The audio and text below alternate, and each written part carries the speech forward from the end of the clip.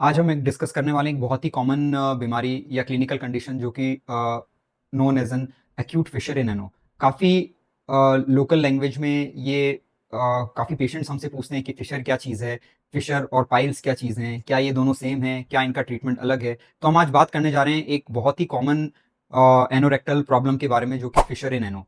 तो basically Fisher in एनो होता क्या है? Fisher in I know upon local language में देखें तो समझाएं तो वो एक मल द्वार के मुंह पर एक चीरा होता है और जिससे कि हम बोल सकते हैं वो एक प्रकार का घाव है, जिसके कारण पेशेंट को क्या-क्या कठिनाइयाँ आ सकती हैं। पेशेंट हमारे पास प्रेज़ेंट करता है, वो बोलता है कि उनको सीवियर पेन होता है ड्यूरिंग डेफिकेशन और उनको कई बार ब्लीडिंग भी वो समस्या करते हैं कि उनको मोशन के साथ ब्लड के कुछ ड्रॉप्स भी आते हैं। तो वो कन्फ्यूज़ होके आते हैं कि कहीं ये पाइल्स तो नहीं है, फिशर तो नहीं है, वो कई बार घबरा जाते हैं, डर जाते हैं। तो हम उनको आके इन्वेस्टिगेट करते हैं, क्लिनिकल एग्ज़ामिनेशन करते हैं और फिर उन चीज़ों को डायग्नोज़ करते हैं। तो फिशर बेसिकली पेशेंट हमारे पास किस सिम्पटम्स के साथ आते हैं और पाइल्स के पेशेंट हमारे पास किस सिम्पटम्स के साथ आते हैं, ये मैं आपको कुछ बताना चाहता हूँ। जो फिशर का पेशेंट होगा वो हमारे पास आएगा पेन ड्यूरिंग डेफिकेशन कि उसको उस तरफ जलन होती है, यहाँ पे उनको पेन होता है ड्यूरिंग डेफिकेशन के टाइम या जब वो मोशन पास करते हैं। और यूजुअली जो पाइल्स की जो समस्या है वो ब्लीडिंग के साथ पेशेंट ज़्यादा आते हैं और पेशेंट की समस्या रहती है कि वो मोशन के साथ उनको ब्लड जाता है, मोशन पास करने के बाद उनको ब्लड जाता है और वो फ्रेश ब्लड रहता है। तो हेमरॉइड्स जो कि पाइल्स होते हैं वो ब्लड का एक गुच्छा होता है और डायलिटेशंस ऑफ वेन्स जो होती है वो डायलेटेड हो जाती है। तो जैसे ही हार्ड स्टूल या मल वहाँ से आता है तो वो रप्चर होके वहाँ से ब्लीडिंग कॉज़ करता है। तो हम कॉज़ या इन बीमारी का जो मूल कारण है वो देखें तो सबसे पहला कारण है कॉन्स्टिपेशन। कॉन्स्टिपेशन मीन कब्ज़।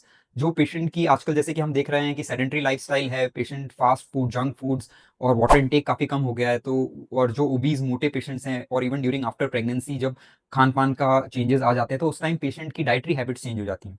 तो पेशेंट जब कॉन्स्टिपेशन रहता है या वो हार्ड स्टूल पास करते हैं तो उस एरिया पे जो हार्ड स्टूल के कारण जो घर्षण या फ्रिक्शन जो रगड़ पैदा होती है उसके कारण वहाँ पे घाव या अल्सर बन जाता है। तो उसे हम फिशर का नाम देते हैं और वो एक्यूट स्टेज में होता है तो उसे हम एक्यूट फिशर इन एनो बोलते हैं।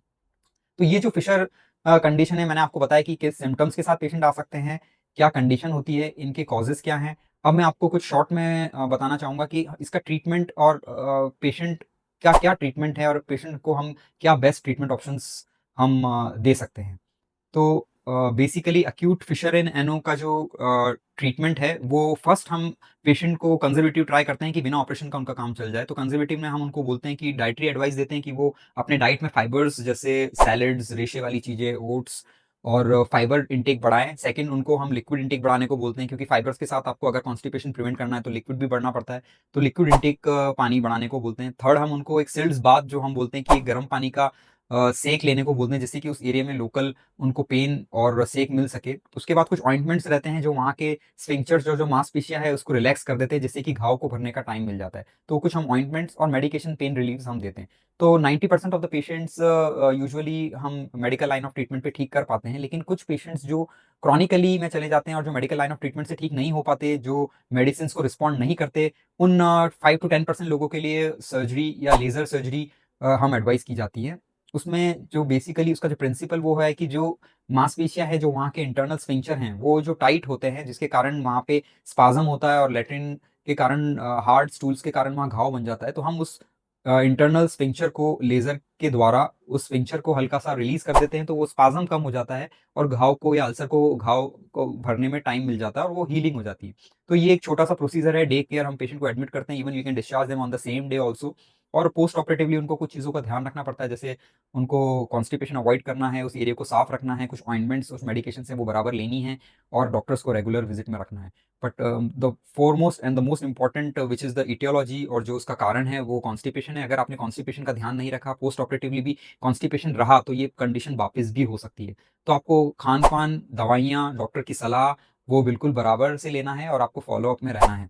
तो ये मैंने आपको पूरा एक्यूट फिशर के कारण, उसके कॉजेज़, उस पेशेंट किस तरीके से आता है, हम क्या ट्रीटमेंट उनको ऑफ़र कर सकते हैं और ट्रीटमेंट के बाद उनको क्या-क्या सावधानियाँ बरतनी है, मैंने आपको शॉर्ट में बताया है।